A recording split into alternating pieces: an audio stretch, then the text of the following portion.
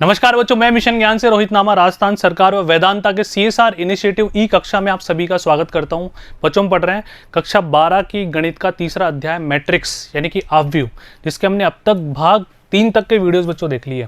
अब तक बच्चों मैंने तुम्हें इंट्रोडक्शन दे दिया, मैट्रिक्स क्या होती है, उसको रिप्रेजेंट कैसे करेंगे।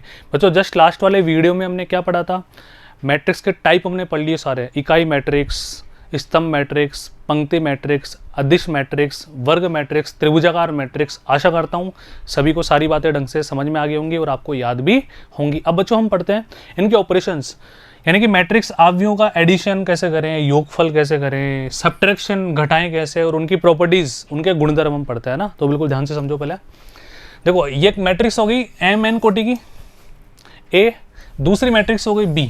दो समान कोटि के मैट्रिक्स हो तो, यानी कि एडिशन और सब्ट्रैक्शन कब पॉसिबल है, जब वो समान कोटि के होने चाहिए।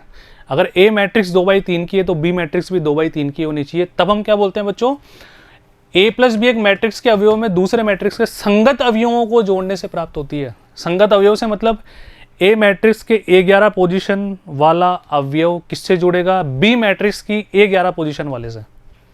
संगत, ये एग्जाम्पल से और ढंग से तुम्हें समझ में आएगा, है ना। और व्यकलन यानी कि घटाने में भी ऐसा ही होता है, संगत अवयवों को हम घटाएंगे। फॉर एग्जाम्पल, ध्यान से देखो, एग्जाम्पल से ढंग से समझ में आएगा। पहले बताओ ये समान कोटि के हैं या नहीं है। इसमें पंक्ति कितनी है बच्चों, 2, और स्तंभ कितने हैं, 3। इसमें पंक्ति कितनी है, 2, और स्तंभ कितने हैं, 3। यानी कि A और B 2 समान कोटि के अवयव हैं। अब इनका योगफल भी पॉसिबल है और इनका व्यकलन भी पॉसिबल है। मैं तुम्हें करके दिखाता हूँ। इनके संगत अवयवों को जोड़ेंगे। पहले करते हैं एडिशन A + B, ठीक है। अब ध्यान से देखना, पूरा आराम से करके दिखाता हूँ। तो इसके 3 में क्या जोड़ेंगे, इसका संगत अवयव 0, 3 + 0, उसी पोजीशन पर, उसी स्थिति पे, है ना।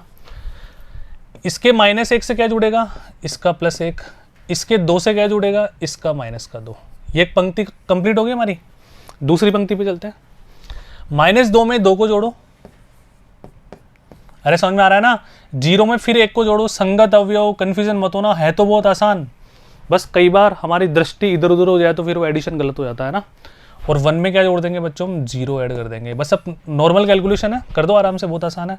3, यहाँ पे आ जाएगा 0, यहाँ पे आ जाएगा 0, यहाँ पे आ जाएगा 0, यहाँ पे आ जाएगा 1, और यहाँ भी आ जाएगा 1। ये हमारे पास 2/3 का ही अवयव वापस प्राप्त हो गया। बच्चों व्यकलन व योगफल दोनों में सेम ऑर्डर, जिस ऑर्डर की मैट्रिक्स हमारे पास गिवन है, जिस कोटि की मैट्रिक्स हमारे पास गिवन है, उसी ऑर्डर का परिणाम प्राप्त होता है। ये भी 2/3 का ही हुआ ना, बोलो हाँ है ना, ठीक है। जैसे देखो एक बार यहाँ पे 3 0 0 0 1 1, 3 0 0 0 1 1। अब घटाना मैं तुम्हें सिखाता हूँ, बिल्कुल ध्यान से देखना ना।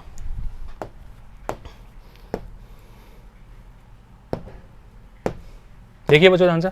अब A - B अपन करते हैं ना, इसको थोड़ा सा मैं ऊपर ले जाता हूँ एक बार।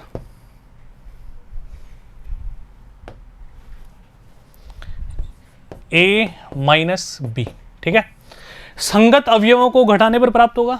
तो जो 3 में से क्या घटा दें हम, 0 घटा दें, क्योंकि A - B कर रहे हैं, ध्यान रखना। -1 यहाँ पे, फिर -1, क्योंकि इसको घटाओगे ना, घटाने का मतलब साइन चेंज करोगे। और यहाँ पे 2 और ये -2 बच्चों किसका हो जाएगा, प्लस का हो जाएगा। समझ में आई क्या बात। अरे बहुत आसान है ना। अब यहाँ पे देखो, -2 में अगेन 2 घटा दो, ये घटा दिए। 0 में से 1 घटा दो, 0 - 1, और 1 में से 0 घटा दो, 1 - 0। कोई दिक्कत, आगे बढ़िए। फाइनल आंसर हमारा क्या हो जाएगा, 3 में 0 गया तो 3, -1 - 1 माइनस का 2, 2 + 2 4, -2 - 2 -4, 0 - 1 -1, 1 - 0 1। ये हमारा प्राप्त हो गया वापस 2/3 की एक मैट्रिक्स। बहुत आसान है, मैच कर लेते हैं। 3 - 2 4, -4 -1 1। ये और आराम से देख लेना, सेम चीज़ है। बात समझ में आई सभी के, तो कर लेंगे आराम से। दोबारा सुनो, योगफल व व्यकलन तभी संभव होगा जब दोनों मैट्रिक्स या 3 मैट्रिक्स का योगफल कर रहे हो, 4 का कर रहे हो, 5 का कर रहे हो, कोई फर्क नहीं पड़ता, वो समान कोटि के होने चाहिए।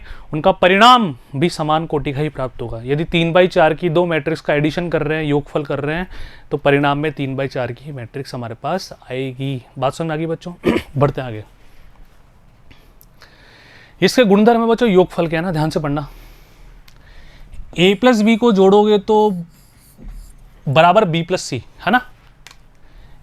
ए बी सी समान क्रम के मैट्रिक्स हैं तो ध्यान से देखो ये क्या बोल रहा है, ए प्लस बी बराबर बी प्लस सी, क्रम विनिमयता। अब ऐसा बिल्कुल पॉसिबल नहीं है बच्चों, क्योंकि तो तीन मैट्रिक्स है ना, यहाँ पे थोड़ी सी एरर है, यहाँ पे ए प्लस बी की जगह बी प्लस ए आएगा, इसको सही कर लेना, ठीक है।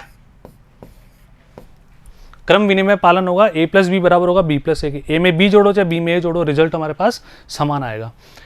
ए प्लस बी को जोड़कर सी में जोड़ो और बी और सी को जोड़कर ए में जोड़ो, तो बातें बिल्कुल बराबर आएगी। साहचर्यता का पालन यहाँ पे होगा बच्चों, ध्यान से देखना। योज्य तत्समक यानी कि ए में जीरो मैट्रिक्स को जोड़ने पर, शून्य अवयव को जोड़ने पर, अब देखो यहाँ पे शून्य अवयव, जैसे मान लो ए 2/3 का एक मैट्रिक्स है, अब यहाँ पे मैंने जीरो लगा दिया क्योंकि मैंने समझाया था कि शून्य मैट्रिक्स को हम जीरो से प्रदर्शित करेंगे, तो जीरो के आगे मुझे वो 2/3 लगाने की आवश्यकता नहीं है। अगर ए 2/3 की है तो वो भी 2/3 की होगी, क्योंकि प्रभाव नहीं पड़ेगा ना, उसको जोड़ने पर वापस ए आ जाएगा। ए में जीरो जोड़ो तो ए आ जाएगा, जीरो में ए जोड़ो तो भी ए आ जाएगा। इसको योज्य तत्समक बोलते हैं। योज्य प्रतिलोम बच्चों किसको बोलते हैं, किसी मैट्रिक्स में ऐसी कौन सी मैट्रिक्स जोड़ी जाए कि शून्य प्राप्त हो जाए, तो ए में माइनस ए का जोड़ करेंगे तो शून्य प्राप्त होगा, माइनस ए में ए का जोड़ करेंगे तो शून्य प्राप्त होगा, ठीक है। आगे देखो बच्चों, ए प्लस बी बराबर ए प्लस सी। अब देखो इन दोनों में कॉमन कौन आ रहा है, ए आ रहा है ना, तो ये तभी पॉसिबल है जब बी और सी भी बराबर होगा, अदरवाइज ऐसा पॉसिबल नहीं है। बी प्लस ए बराबर सी प्लस ए, इन दोनों में कॉमन कौन आ रहा है, ए, ये तभी पॉसिबल है जब बी बराबर सी होगा। ये थियोरेटिकल बातें होती है बच्चों, जिसको निरसन नियम कहते हैं, इसको योज्य प्रतिलोम कहते हैं। इन छोटी मोटी बातों का भी ध्यान रखना, ठीक है, इनको नोट डाउन कर लो आप, इसमें समझाने लायक कुछ भी नहीं है ऐसा। मैट्रिक्स का अदिश गुणन बच्चों, इससे क्या तात्पर्य है, किसी भी मैट्रिक्स को यदि किसी अदिश संख्या, अदिश राशि 2 से गुणा करूँ, मान लो 2 से किया मैंने गुणा ना, तो 2 उसके सभी अवयवों से गुणा होगा। मैं -1 से गुणा करूँ तो सारे अवयवों के चिन्ह माइनस के हो जाएंगे, चेंज हो जाएंगे। माइनस से मतलब प्लस है तो माइनस, माइनस है तो प्लस। भाई माइनस से गुणा करने का मतलब क्या होता है, 10 से गुणा करोगे तो सारे अवयवों को 10 से गुणा करना पड़ेगा। अब डेफिनेशन पढ़ लो, के कोई एक ऐसी संख्या है जो m क्रॉस n कोटि का मैट्रिक्स है, ए के प्रत्येक अवयव को के से गुणा करने पर प्राप्त होता है। ए का के से अदिश गुणन कहलाता है, इसे के ए या ए के से प्रदर्शित करते हैं। भाई 4 गुणा 5 करो, 5 गुणा 4 करो, कोई फर्क यहाँ पे पड़ने वाला नहीं है।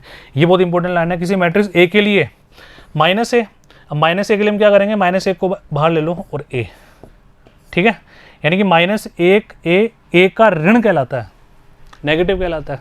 छोटी सी बात है ना, तो इसको आप नोट डाउन कर लोगे बच्चों आराम से, बढ़ूँ मैं थोड़ा सा आगे। अब बच्चों यहाँ पे देखो, इसका गुणधर्म की बात करते हैं। पहले एक छोटा सा एग्जांपल लो, अगर ए ये है तो 2a बच्चों क्या होगा, सारे अवयवों को 2 से गुणा कर दो, 2a 2b 2c 2x 2y 2z, common भी ले सकते हैं आवश्यकता पड़े तो। ये तो भी बेसिक फील आ रहा है बच्चों, आगे अच्छे अच्छे क्वेश्चन आएंगे इन पर, ये सारी बातें काम आने वाली है। यदि बातें आपके समझ में नहीं आ रही तो आगे दर्द बहुत होने वाला है, ठीक है, पर कुछ भी नहीं है, आप ढंग से पढ़ रहे हो, मुझे पता है, सब कुछ समझ में आएगा। अदिश गुणन के गुणधर्म बच्चों, ये गुणधर्म, ये जो थ्योरेटिकल चीज़ें होती है ना, ये मैथ्स वालों बच्चों के लिए इरिटेशन वाली बातें होती है, लेकिन एक बार इनको पढ़ना जरूरी है। ये पढ़ते टाइम इरिटेट तभी करती है जब आपको समझ में नहीं आएगी, समझ में आएगी तो पढ़ने में मजा आएगा ना। तो ध्यान से देखो, ए बी समान कोटि के मैट्रिक्स हो तो mn कोई संख्याएं हो तो निम्न परिणाम आसानी से स्थापित किए जा सकते हैं। आओ, a प्लस बी को m से गुणा करोगे तो दोनों से गुणा करना पड़ेगा, m प्लस n को a से गुणा करोगे तो दोनों से गुणा करना पड़ेगा, ma na, हमेशा लेफ्ट टू राइट मल्टीप्लिकेशन करेंगे, इस बात का ध्यान रखना। m n a और n m a दोनों बातें बराबर है। भाई 4 गुणा 5 गुणा 6 करो या 6 गुणा 5 गुणा 4 करो, कोई फर्क पड़ने वाला यहाँ पर नहीं है। अगर हम अदिश गुणन की बात कर रहे हैं तो कोई संख्या की बात कर रहे हैं, तो मैट्रिक्स की बात नहीं कर रहे।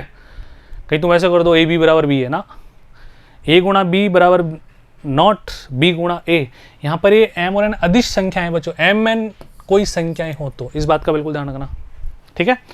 m और n कोई संख्याएं हैं, मैट्रिक्स नहीं है। संख्याओं को हम m n को n m भी कर सकते हैं, मैट्रिक्स को नहीं कर सकते। कहीं a गुणा b is not equal to b गुणा, इस बात का ध्यान रखना, आगे आएगा ये, इस वीडियो से जस्ट अगले वाले वीडियो में आएगा गुणनफल, और वो बहुत इंपॉर्टेंट है, वहीं से ज़्यादा क्वेश्चन बनता है। तुम्हारी प्रश्नमाला में ज़्यादा परेशानियाँ जो तुम्हें थोड़ी बहुत देखने को मिलेगी उसी प्रोडक्ट से मिलेगी, गुणनफल से, लेकिन वो परेशानी बिल्कुल नहीं होगी क्योंकि मैं तुम्हें समझा दूंगा उसको ढंग से। अब यहाँ पे बात समझ में आ रही क्या, दोबारा देख लो, एम एन यहाँ पर मैट्रिक्स नहीं है, एम और एन कोई संख्याएँ हैं, ठीक है, तो एम एन को हमने एन एम भी कर दिया तो कोई फ़र्क यहाँ पर नहीं पड़ा। तो जो बात समझ में आई क्या, तो इस पूरी थ्योरी को आराम से नोट डाउन करो तुम, क्योंकि बच्चों देखो अगर मैं तुम्हें डायरेक्ट क्वेश्चन समझाने लग जाऊंगा ना, फिर क्वेश्चन के माध्यम से थ्योरी लिंक करेंगे, तो फिर आपको हर वीडियो का सॉल्यूशन देखना पड़ेगा। अब मैं पूरा तुम्हें पहले समझा रहा हूँ ना, तो आपको सॉल्यूशन देखने से पहले आप वीडियो पॉज करोगे, आपको आधा सॉल्यूशन तो क्लिक हो जाएगा वर्बली, बिना पेन चलाए।